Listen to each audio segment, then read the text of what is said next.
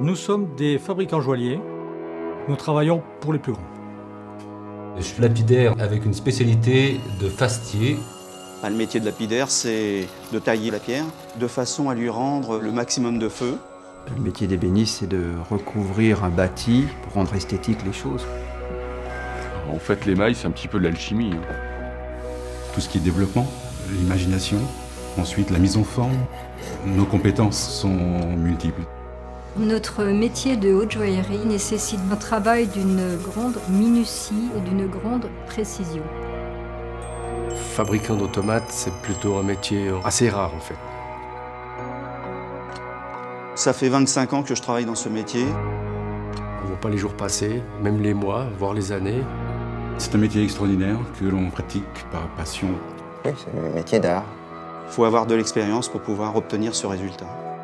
Quand on m'a donné la réalisation de cet objet, c'était une grande joie pour nous. Ça y est, on va travailler pour Van Cleef & Arpels. Tout était réuni pour faire un bel objet unique et novateur. C'est l'extraordinaire, c'est du jamais vu. Le projet d'automate de la maison Van Cleef & Arpels est né il y a 6 ou 7 ans maintenant, de l'envie de changer d'échelle et de rejoindre une autre légende, une autre histoire qui nous faisait beaucoup rêver, qui était celle des automates de table, c'est-à-dire une bien plus grande dimension et un automatisme magique. Cet objet répond avant tout à la dimension narrative et poétique de la maison. Il s'inscrit dans tout un univers visuel et magique qui nous plaît beaucoup et qui nous inspire. Ce projet, il est encore plus beau que ce qu'on pouvait imaginer. Quand on m'a confié ce projet, j'ai ressenti beaucoup de joie, sans être certain d'y arriver. Mais connaissant très bien les artisans avec lesquels je travaillais, je savais que je pouvais compter sur eux de nuit et jour. Ils ont des spécificités, donc on a été chercher les plus pointus, entre guillemets, une vingtaine en tout. Dans le projet de Van Cleef & Arpels, il y a un dialogue, parce qu'un automate, c'est pas juste un objet qu'on remonte, qui bouge. J'essaie de donner une histoire à l'objet. Au niveau de la joaillerie, de loin, c'est la pièce la plus complexe que j'ai jamais faite. Je pense que la première qualité qu'il faut avoir, c'est de la patience. Pouvoir travailler avec des gens qui sont à la pointe de la joaillerie, c'est une belle récompense. Il y a de la collaboration, il y a des échanges, c'est motivant. Ça ajoute un petit peu plus de piment à l'aventure. Notre rôle était d'émailler les pièces métalliques, de la feuille de nénuphar et puis des pétales, et les ailes de la fée. On voit si les cristaux commencent à fondre et quelle couleur ils prennent, et on fait ça à l'œil, en ouvrant le four, en regardant, hop. Là, on arrive à avoir des nuances proches du naturel. J'ai été contacté par Van Cleef & Arpels pour faster la tête de la fée. Je dois être pratiquement le seul à travailler sur des établis aussi anciens. On a une relation bien plus sensuelle avec la pierre. C'est la pierre qui, au fur et à mesure, va me donner ses propres réactions.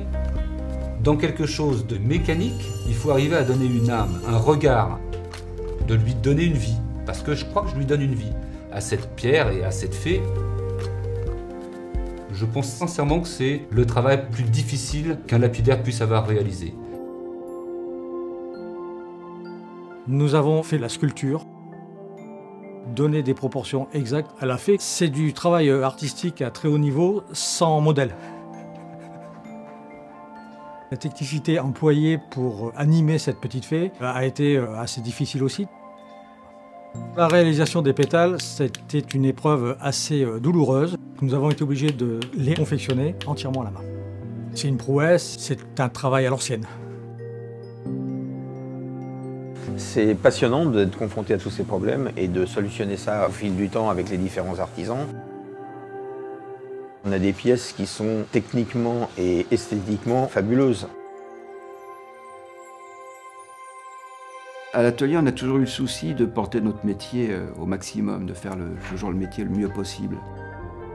On a été contacté pour plaquer d'ébène un socle en aluminium. L'ébène est un bois agréable à travailler, mais un bois fragile et assez cassant. Le collage de cette pièce n'est pas un collage classique.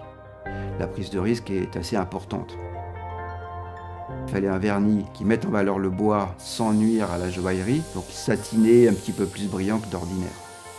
Donc là, on n'a pas le droit à l'erreur, parce que c'est irréversible.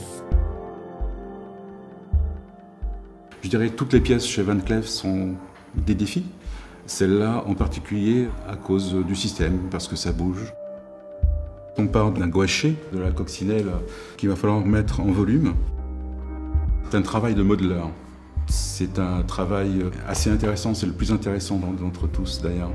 Cette coccinelle servira d'aiguille pour cet automate extraordinaire. De toute façon, la nature, c'est quelque chose de beau à la base, et quoi de plus sympa que d'essayer de l'imiter. Moi qui suis très attaché à la nature, je me ressentais complètement dans mon élément. J'ai fait tout ce qu'on pouvait faire, je pense, pour esthétiquement avoir quelque chose de parfait, si on peut dire parfait.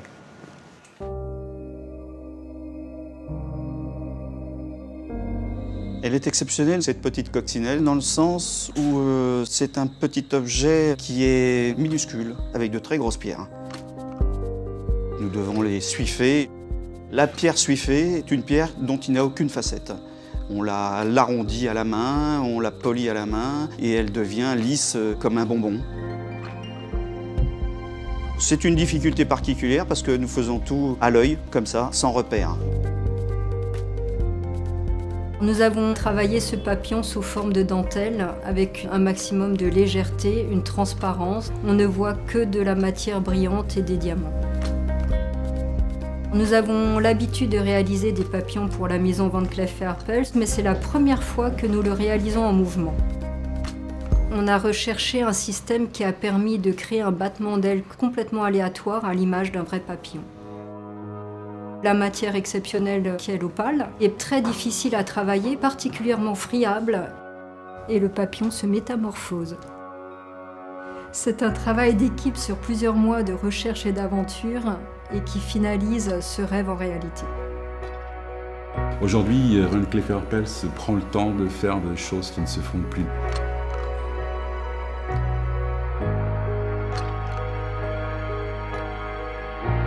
À 18 ans, quand j'allais à Paris, à la place Vendôme, je regardais les vitrines. Si un jour on m'avait dit que je travaillerais avec ces gens-là, je me dis non, je pense pas. On aimerait qu'on se dise au revoir et à la prochaine pièce.